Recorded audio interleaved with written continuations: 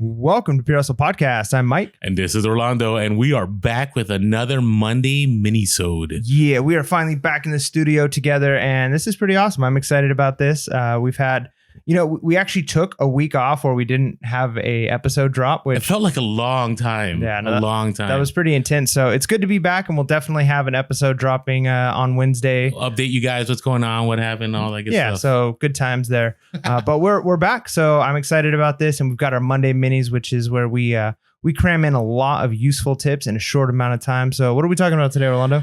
So I've been getting a lot of DMs, Orlando, should I pick this up? Orlando, what are your thoughts on this item? And, if you're a new reseller, you automatically have probably gone to the thrift or if you've gone to garage sales and you picked up items and then they didn't sell, or you found disappointment. And then you began to question, like, why did I watch this person on YouTube? Why did I listen to PHP Shirts podcast? And so what I thought we should share today is we're going to talk about how do you know what to source, right? Because it's not, you think it's as easy as just scanning on your phone. Hey, this thing's sold. I should pick this up, right? There's a little bit more to it. So we quickly want to go through about 5 of these, why you should pick things up, right? So I'll start us off with sell through over profitability. I know this is going to sound strange, but hear me out here. So when you pick up something, it may be super profitable when you look it up on eBay, right? You may find something at the thrift is $5 and somebody sold it for $100, but you only see one, right? You only see one sold. Now, as a new reseller, I remember going, wow, this sold for that much. I'm picking this up. But what you need to do is you need to filter out to the unsold. Check out all the ones that are listed.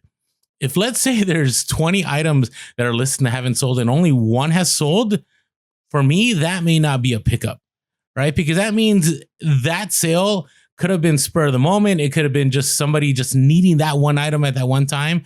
And it may be a pass for you. I don't know. What are your thoughts on that? Yeah, no, I think that's good. So you got to be very careful because you can have a very profitable item, but if the sell-through rate is so long, you've got capital tied up, right? You've paid money, especially if you paid a lot. Like you might have something that you can sell for several $100s, but if you had to pay several $100s for it, even though the profit is pretty good, if it takes 2, 3, 4 years to sell, you've got that money tied up. It's waiting. Whereas you can move a little quicker with items that have a faster sell-through rate. So yeah, you definitely have to look at and decide, is this actually going to sell? Terapeak is another really good tool that you can use to determine what are the trends on this item, or is this just kind of a fluke thing? Like you said, one sold in the last 90 days, but there's 30 active or 40 active listings. You're going to have to compete, which means you're going to have a much lower listing probably than the one that sold. Agreed. All right. Our next one comes, we're thinking of, is the cost low enough to negotiate? Right now, this is really big because when you're buying something, you really want to pay attention to the total ROI that you're going to be able to make on it. So if you're, looking at an item, you're at a garage sale and you've got some negotiation happening, you can determine, is this going to, can I bring the price down? Because we often say, and we've said multiple times before, that you're going to make the money when you make the purchase, right? Because if I pay, let's say $5 for something, I negotiated it down for $5, but they originally were asking 10. Now I've automatically increased the ROI that I'm going to make on this item. So you want to be able to see, can I get this item for as cheap as possible? Yeah, I mean, it's pretty simple, but you just got to be careful with that. Yeah, well, let me add a little bit to it on the Amazon side. So we're going to have an upcoming mini-sode where we expose some TikTok peeps. But what I see a lot on those videos is that they'll go into a store and they're like, I can make $3 profit on each of these. So I'm going to pick up 10 of these and I'm going to make $30 profit. And then I can make $6 profit on this. So I'm going to pick up 10 of these and I'm going to make $60 profit. But here's what they don't tell you. On Amazon, you may not be negotiating like you do on eBay, but you are trying to get the bottom price. Right now, the buy box, and we'll talk about this another time, the buy box, there's a lot of things that go into whether Amazon promotes your item above everybody else's. But one of the key things is still price, right? So you may buy something at that time and only have $3 of movement. And if somebody else gets it on a coupon, or if, somebody, I don't know, gets it through other ways, maybe nefarious ways, they may undercut you, right? And so what do you do after that? You're going to be in the negative. You're not going to have any room to quote unquote negotiate, right? And so I'm a big believer on Amazon that you should be able to at least 3x your money on every item you pick up. That way you have wiggle room to drop the price if you need to. Because, if Amazon gets on a listing and it was only $3 profit and Amazon goes below that, let's say they establish some kind of connection with the company, you're going to lose a lot of money. So you definitely got to look at, is there room for me to negotiate whenever I pick up anything for eBay or Amazon? Yeah, the negotiation happens on both ends. I'm glad you brought that up because, if I buy a pair of shoes for $5 at a garage sale and I'm putting it up for, let's say, $30, somebody makes me a $20 offer on eBay. If I paid $5 instead of $10, I'm more likely to take that offer, right? Correct. Which means I'm more likely to have that sell through. It's going to happen. So you definitely want to have that wiggle room on both ends. And then two, if there's even one return, especially when you're talking Amazon like that, if you're making very small profit margins on each item, one return can just wipe out your entire profit. You might have to sell 100 items in order to break even now on the cost of a couple of your returns, right? So you've definitely got to make sure that there's that profitable margin there on both ends of the negotiation. All right, now the next one, this takes some time, but now when I look at especially bulky items, I think about, is it worth it to ship? Right? You may find something and the profit may be like $200, right? You can pick it up for $10. Like the other day, I was at the store that shall not be named, and there was like a Technics keyboard piano with bench. I was like, I'm pretty sure it's good money, and they were selling it for $50. And I'm like, if I could sell this for $300 to $400, it may be worth my time. It's going to be a headache, having a bubble wrap, having maybe have to go freight. I don't know.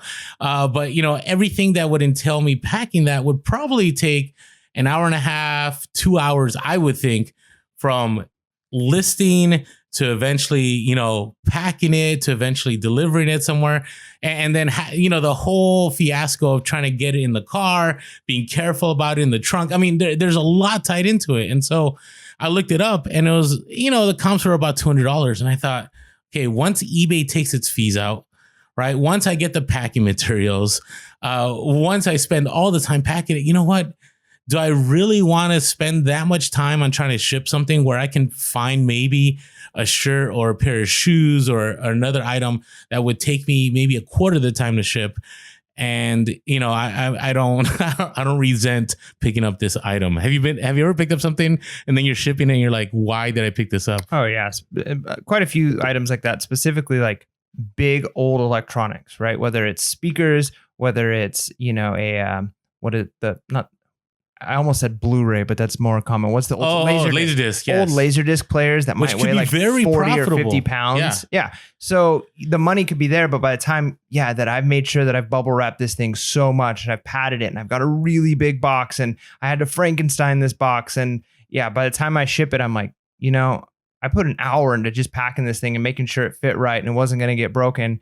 And my $30 profit that I made on it, by the time I took pictures, listed it, sourced it, shipped it, kind of wasn't worth it. Yeah, a t-shirt would have been shove in a poly mailer, send it out the door. Yeah, so you got to think about what you're comfortable with. He brings up Laserdisc. I've picked up a Laserdisc before several times. I actually got one for free too that I sold for $300 to $400. Now, it took me about 20, 30 minutes to pack, but that was worth it. But I've had other items that it just took too much time and it just wasn't worth my time. I could have been listing during that time. I could have done more sourcing. You just got to value your time. All right. Our next one comes from, how long are you willing to wait? And this is kind of the opposite side of the sell-through rate, right? Because there might be a time where you're looking at an item and you're saying, you know what? This isn't the case of there's 100 listings and they're just not moving, but this might be a really unique item, right? I might have found a jacket. I might have found something that it's kind of a one of a kind, and it's going to take that right buyer to get it. So you're going to have to look at a few things. One, what's the pickup price? Do you have the capital that you can tie up for potentially a year, 2 years, 3 years while you're waiting for that right buyer? And are you willing to wait to get that top dollar?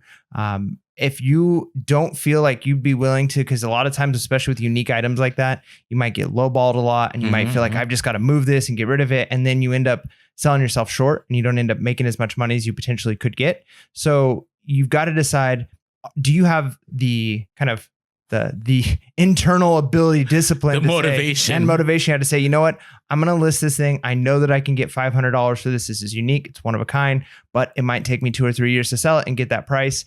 So if that's not you, if you're wanting to have that fast nickel and move things quicker, then those one of a kind unique things might not be where you want to tie up your capital. But if you recognize that, hey, this could be a huge ROI, I'm willing to wait for top dollar, then yeah, you can start branching out into the more unique markets to find the right buyer, knowing that that right buyer might not actually ever come around. Agreed. I mean, are you willing to wait? Are you just willing to wait? All right. And our last one here is, are you going to list it?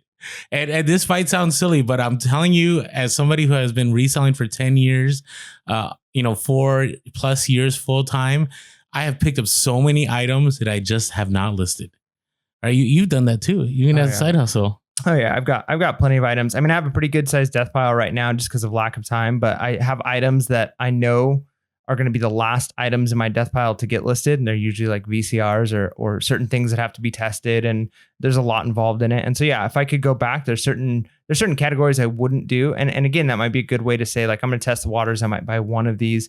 And if, listing it, taking pictures, testing it, if those aren't things you enjoy doing or are willing to do, then stick to what you're willing to do, because it's better to make a smaller ROI more frequently on items you're actually going to list than to have a gold mine and death pile that you're never going to touch. Agreed. I'm telling you, I think that is the one. I don't know if I want to say it's an epidemic amongst resellers, but it is a problem of picking up things and just not listing. So you got to think, really, are you going to list this? Are you going to list this within 24 hours?